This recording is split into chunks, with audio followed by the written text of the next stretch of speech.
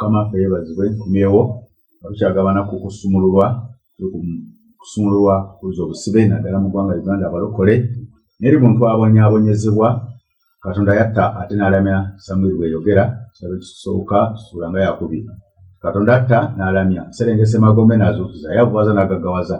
Katonda waabwe abazza obusibe atandika okutuusa ate bali obubi nabo n'atandika okubasaasira naye bwe kye balina okukola kutuukira Katonda nakwenenya kutambula na Katonda. Nkyali ku maanyi genjogerako nti Katonda ajjuza abaweereza abo amaanyi mu nsi yonna okusinza ku madaala ge baliko n'okuyitibwa kwe balina. Naye nga nti abasumba amakanisa babeera n'amaanyi ag'enjawulo okusinga ku bannaabwe Katonda aba yategeka bw'atyo n'abaweereza. Naye ne neesigamako nnyo okuyitibwa kw'omulembe Katonda bwe lwayita omulembe omuntu oyo gw'abayise aba amujjuza amaanyi n'amafuta ag'enjawulo n'ekisa eky'enjawulo n'amagezi ag'enjawulo agasukka abantu abalala bonna ababeera mu mulembe ogwo oba mu nsi oba luli baalinga Isirayiri. Amaanyi ago gaba ganjawulo nga Katonda gateekateeka gagenda okubeera mu muntu oyo n'amagezi ag'enjawulo Katonda yamuwa ekisa ekyo tegaba magezi ge tuba maanyi gage bassebo ne bannyabo. Tulina kwenyumiza mu Kristo nti atuwadde ekisa n'amaanyi n'amagezi. Tebulenga nti Nuuwa kana yamuwanga amagezi agazimba eryato nga talina yamusomesa. Tebulenga nti wepankeranga ku muntu Katonda gw'ayise oba omuweereza yenna gwe n'olowooza nti olina amagezi olina amaanyi otegeera nnyo oba wasoma nnyo oba weesiga kino na kiri. Amaanyi gaalina gasobola okusaanyaawo amafuta g'abaana go senga Katonda agamba nti oyo asaanewo. Ogeegerezanga n'ogeekuumanga ndi mu kubala 12 nkulage Musa ne Alooni ne mwanyina. Miriam ne Alooni boogera obubi ku Musa olw'omukazi omukuusi bwe yalina awasizza kubanga yali awasizza omukazi omukuusi. Ne boogera nti mazima Mukama yayogera ne Musa yekka yayogera naffe Mukama n'abiwulira. Musajja Musa yali muwombeefu nnyo kusinga abantu abali mu nsi yonna. Mukama n'ayogera mangu ago ne Musa ne Alooni ne Miriam timufulume mwensatule mujje mu weema y'okusinkaniramu. Abo nsatule ne bafuluma. Mukama n'akkira ku mpagi y'ekire n'ayamirira ku mulyango gw'eweema n'ayita Alooni ne Miriam bombi ne bafuluma. N'ayogera nti muwulire kino muwulire ebigambo byange kubanga munaabaamu mmwe nnabbi mu nze bwe neetegeeza gy'ali mu kwolesebwa. Nayogera naye mu kirooto. Omuddu wange Musa si bw'ali bw'atyo mwesigwa mu nnyumba yange yonna. Oyo nayogeranga naye kamwa na kamwa mu lwatu so si mu bigambo bya ngero. Okufaanana kwange n'akulaba nga kale kyabalobera kiki okutya okwogera obubi ku muddu wange Musa. Obusungu bwa Mukama ne bubuuka ne yeevirawo. Ekinene kiva waggulu ku weema laba Miriyamu n'abaako ebigenge ng'omuzira. Alooni n'atuma Miriyamu n'alaba ng'aliko ebigenge. Alooni n'agamba Musa nti ayi Mukama wange nkwegayiridde totuteekako kibi kubanga tukoze obusirusiru nga tukoze kibi. Nkwegayiridde aleme kuba ng'omufu omubiri gwe gwonna. Wulira ebigambo bino. Kaakati bano bwe baalaba Musa omukazi gwe yassa Katonda ye yali yamuleka ng'ayogera naye yamuwasa eba yamuwa ye yali enteekateeka ye mu budde obwo. Kaakati bo ne basinziira ne bagamba Katonda ayogera naye yekka tetayogera naffe. Kirungi Katonda ayogera na buli omu era ekyo tukimanyi. N'omwoyo mutukuvu n'abatali balokole omwoyo mutukuvu abakyala n'ayogera nabo. Okwogera naawe ekyo tekitegeeza nti amafuta n'amaanyi g'olina genkanankana n'oli. Tekisoboka n'akatono. Omukulisaayo gwe toyenkanakana amafuta na musumba tekisoboka. Ekyo tekiriiyo. Omutwe ensinga eno teyisa mutwe tekiriiyo. Kaakati n'omuntu Katonda bw'amutuma olw'omulembe olwo yamutuma olw'omulembe okutwala abantu yalina amafuta n'amaanyi ag'enjawulo. Bano baagala okuba nga bamussa wansi kuba nabo Katonda ayogera nabo. Katonda n'anyiiga nga n'ono tannaba nakusaba. Era Katonda n'abayita ate Katonda n'ajja ng'azze kubassa ku mukyala ono bigenga alabika yatanula olutalo yalutanula. Abakyala balugezigeze nnyo mu nsaasire muli balugezigeze nnyo oluusi temwegendereza. Kaakati bwe yasalanula olutalo n'amussaako ebigenge. Alooni n'agamba Musa tusaasire. Katonda yataddeko n'ebigenge. Alooni agamba Musa tusaasire. Lwaki? Kubanga Katonda bw'anyiiga okuwonyezebwako kulina kudda eri ono n'ogamba munnange nsonyiwa bye mbadde nkulwanyisa mu Katonda n'akusaasira. Tolaba abasajja abajerega Yobu ng'ayita mu mbeera nga baga nti muddeeyo Yobu omuddu wange mubadde munjerega gubadde mulinyirira nga nze mugezesa. Yagenda okubasabira wadde naye ngenda musumulula nammwe ndyoke mbasonyiwe. Kaakati gwampuliriza waliwo byonna okwegendereza ti amafuta agali mu oyo omuweereza Katonda gwe yakuwa akukulembera ganjawulo ku gago. Mu linnya lya Mukama waffe Yesu olina okwegendereza. Si nsonga olina ssente, si nsonga olina obugagga, si nsonga gw'oyambe oteeka ssente mu kanisa. Ewange ne bw'oleta ssente n'ozisa mu kanisa ne bw'oleta obuwumbi bwa ssente tolina amafuta n'amaanyi genkanankana nange Katonda ge yantumiramu go malala. Wekola ebibi ebyo Mukama bye yakuwa okakkane tuweereze bassebo ne bannyabo. Mu ggwanga niwo Mukama ng'atuyise tolina amafuta g'olikanyakana nange olw'omulimu gwe bampitidde. Agamaanyi togalina n'amafuta, ne mu nsi togalina n'amafuta kubanga ekisa kimpeereddwa. Ekigambo ky'enfulumya Katonda bw'akintuma kinakola ekyo. Bw'ompalampa ebiddiiro ojja kubiraba. Ojja kola bizinesi bwe zigengewala, emirimu bwe gifaafaagana, tubolaba nti waliwo abeegendereza Katonda baalumba ne bagamba temulumba musajja oyo, temulumba buweereza obwo, temulumba TV eyo gy'ayogererako. Kuba waliwo amaanyi n'ekitiibwa kya Katonda n'amafuta ga Katonda nga Katonda ayogera eri ensi. Ayagala ewonyezebwe, ayagala esumululwe, ayagala emukyukire, ayagala atusonyiwe ffenna. Kyava aleetamu ebyokunenya, n'aleetamu ebyokuyigiriza, n'aleetamu ebyokutusaasira, kuba byonna Katonda abyagala tutegere nti tulina ensobi ze twakola. Twetaaga okusuuka, twetaaga okumenyeka. Njogera ku maanyi bassebo ne bannyabo. Tubola yagamba Ezeekeri ng'amutumye, n'amugamba nti nkutumye eri abantu bajeemu nnyo, tebali kuwulira, tebasooka kuwulira. Kyo nakyo kangi basomere kubanga onyiruluze. Abantu bano tebasooka kuwulira kubanga bajeemu. Tubolaba ne Matayo nagyogeddeko, Katonda yagamba, Yesu yagamba omuddu we Peetero n'amugamba nti nkuwadde ebisumuluzo. Teyagamba bonna, tonosumululanga ne gutya ebisumulula. So nga n'abalala bwe bakolera mu balira bye basumulula. Bwe twegatta tuno bye tusumulula, ne woona access omuntu omu gy'asigaza nga y'amafuta g'alina n'amaanyi gasobola okukyusa ebintu eby'enjawulo. Ezeekeri Katonda amugamba bw'ati bw'aba amutuma eri abantu bano Abayisirayiri, n'amugamba nti nkutumye eri abantu abajeemu, tebajja kuwulira olw'omusanvu. Naye ennyumba ya Isirayiri tebali kuwulira kubanga tebali mpulira nze. Kubanga nnyumba yonna njeemu ya Isirayiri kyenyi kyabwe bakyenyi kikalubo eri n'omutima mikakanyavu. Ezeekeri Katonda bw'amutuma mu Isirayiri yamanya nti abantu bakakanyavu. Era Katonda abo baakutumye yakimanyi nti abantu bajja kuwulira bakakanyavu, naye nga bajja tuka ekiseera bajeemulukuke. Totyanga kubuulira mazima ng'abantu tebakuwuliriza. Totyanga kutegeeza abantu Katonda byabagamba. Eyo si y'ensonga ne bagati ng'abantu tebawera. Basooka kuba bajeemu. N'abasumba abasinga bonna bajeemu. Singa enjiri eno baagyaniriza dda. Naye emikakanyavu w'omutima buli kubanga obubbi bwabakakanyaza, obufere bwabakakanyaza abamu, obulogo abamu bwabakakanyaza, abamu obwenzi bwamala dda okubakakanyaza, abamu eddiini ze baddamu n'enguzi yabakakanyaza. Baakakanyala dda bajjula dda ebigenge. Kyabaga nti bagenda kuba bajeemu, tebali mpulira naye tebali kuwulira. Katonda tebamuwulira kubanga yabakutumye, naye nga tebajja kuwulira. Ndikulunya oluddako olwomunana. Laba nkukalubiza amaaso go awali amaaso gaabwe, n'ekyenyi kyo nkikalubiza awali ekyenyi kyabwe. Kufudde ekyenyi kyo ng'ali maaso okukaluba okusinga ejjinja ery'embaalebaale. Tobatyanga tokeŋŋenteranga olw'amaaso gaabwe newankubadde ennyumba njeemu. Katonda akugamba ggwe ampuliza ng'akutumye. Agamba totya muntu oyo muwe ekitiibwa. Totya muntu oyo amanyi nti mujeemu, mukakanyavu. Naye Katonda ate naawe akukakanyaza kubanga akujjuza amaanyi ge batasobola bassebo ne bannyabo. Katonda akujjuza amaanyi ge tulina okusaba. N'ekisa kya Katonda amagezi.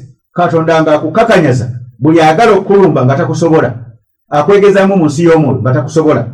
Senga tekyali bwe kityo, senga tekyasobola kuweereza abalokole. Kubanga abalogo bangi. Ate abamu nga nabo bali mu kanisa baafuuka balogo. Senga tekyasobola kuyimirira bassebo ne bannyabo. N'olw'amaanyi ga Katonda ge njogerako bassebo ne bannyabo ge nagadde okwogerako olwaleero.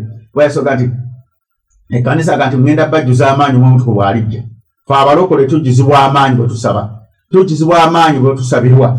Kati amaanyi ago gatujjuzibwa gaba maanyi ga njawulo agasinga ag'omu nsi, agatenkanankana na ga nsi. Abatagamanyi kyobola agati musajja alina maanyi kyako, ayogeza buyinza kyobwo. Era n'Abayisirayiri baabuuza, manya Abayisirayiri ba Peetero nga babulira enjiri. Baababuuza maanyi kyako, mu linnya ky'eryo ne bagamba nti mu linnya Yesu mwe muli amaanyi. Amaanyi ago gali mu linnya lya Mukama waffe Yesu. Ate gazze mu nkola y'omuti gw'obulamu kubanga ye Yesu. Gali mu mazima ye Yesu. Gy'aba gajjuza mu bantu kubanga Yesu yabajjudde mu ggwe, y'aba akukozesa obw'omwoyo we. Ekyo kye njagala mutegere bassebo ne bannyabo. Tubola abantu abaira akutya lwaki amaanyi ga njawulo. Ate atamanyi Katonda gati oyo nno mulogo tasoboka. Tubola abalokola mba bayita balogo tasoboka kubanga ogenda n'omuloga eddogo ne likuddira.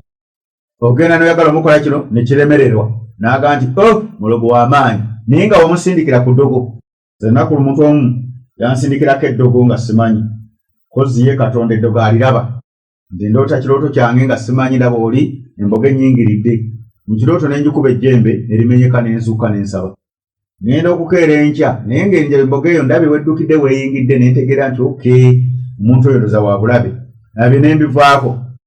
Nabivaako okukeera enkya ejjembe liri amenyeka ge maanyi gategeeza kukeera enkya emmotoka nemba lwere baga nti yamubye naye yawona mpolampala kuba era ng'omuloko olusaano ga Mukama musaasire afune n'okuyiga naye yawona kati naye kati tasobola naye ate nze nali simanyi nti bina byakola naye ng'oluusi namulaba nga alingiza ku geeti akolakona ati muntu alimu ebino na bino na biri nembitegeera nti n'okukuna amajja n'akunamira awo kati gwakunamira abalokole weegendereze aloga abalokole weegendereze alwanyisa ekkanisa weegendereze naawe omusumba eyasesetuka nga wagwa olwanyisa ekkanisa beera weegendereze amaanyi amazito gajja kufaafaaganya gajja kugengewaza n'ebyobugagga bwo olabe nga buli kimu kitandise okugenda olabe nga buli kimu tokyakisobola naddala obudde buno bwe tulimu oluvannyuma Katonda ali mu muteekateeka yakunafuya buli mulabe yenna kumuteeka wansi okutuusa nga akakkanye wansi kubayaga nti buli viivi olina okwewaayo sala amagezi weeweeyo eri Katonda sala amagezi ova mu kulwanyisa ekkanisa sala amagezi okuva mu kulwanyisa abantu ba Katonda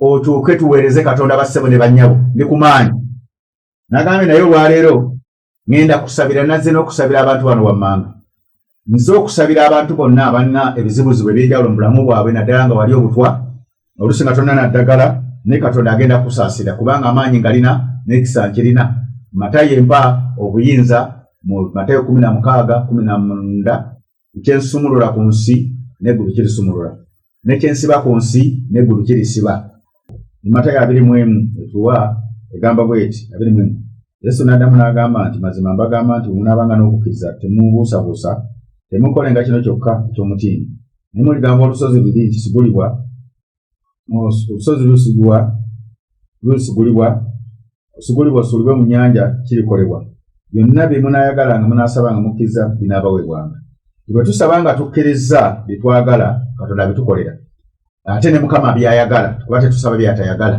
ebitali mu kwagala kwe yabikola lwa kwagala kwe kakati olwali naga ndi ngenda kusabira abantu abalidde obutwa era ne mbalabula nti mwegendereze ebintu bye muli aya naddala abagenda mu zibanka bagaba obuswiitiswiiti temanyi bigendererwa biri mu buswiiti obwo mwegendereze nnyo ebintu bye muli alya ku mikolo na biki mubeere nga mwegenze ennaku zino abantu bateganya obutwa naye njagala okubasabira nga wali obutwa Katonda akuggyeemu obutwa obwo omwezi guno tambula ku biragiro by'endagira emmere gy'olya byonna byogenda okulya omwezi guno n'oguddako ngenda bisabira Katonda bitukuze bigenda kukoma mwezi gwa 12 obutwa bubeere nga bubavaamu bufe bwe bakuteekamu bwe bakuba walya ne naawe weeyise bulungi kola bulungi ate towoolera abantu abo gwanga ate sala ey'okubiri ngenda kusabira abaawo obutwa abo Katonda abakoleko omulimu nno linnya lya Mukama waffe Yesu asoma ebyawandiika bibiri ndi mu Lukwalattume 13 olunyiriri lwa 5 oba lwa 6 bwe baayita mu kizinga kyonna okutuuka e Paafo ne balaba omuntu omulogo nnabbi w'obulimba